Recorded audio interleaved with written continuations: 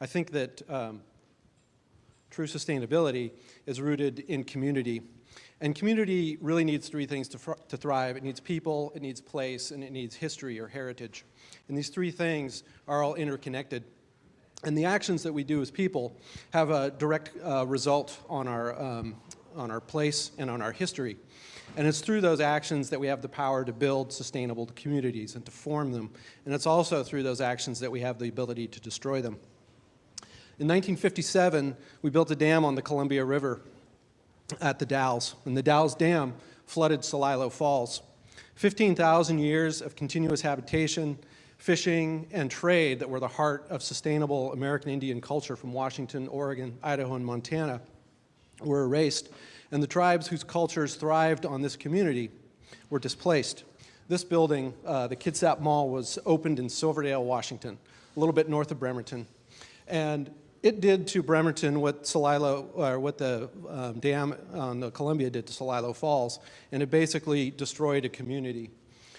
Downtown Bremerton had a number of large businesses. It had a Penny's, it had a Sears, it had a Nordstrom's, and they all moved to the mall.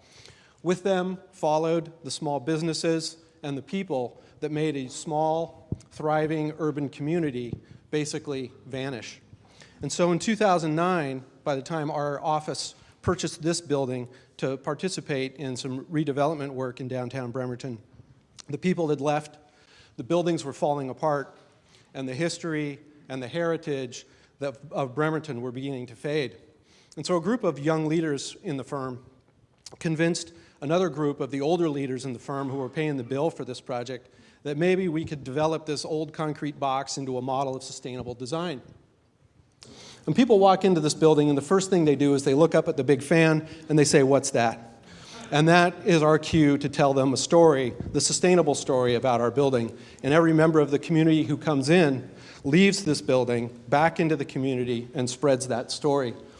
And so without the people and without the place that we're a part of and without the heritage that we help preserve, no matter how sustainable a project or a product is, if there's no story to bring back to the community, then there's no way that we can bring a community like this or bring a waterfall like this back to its community. Thank you.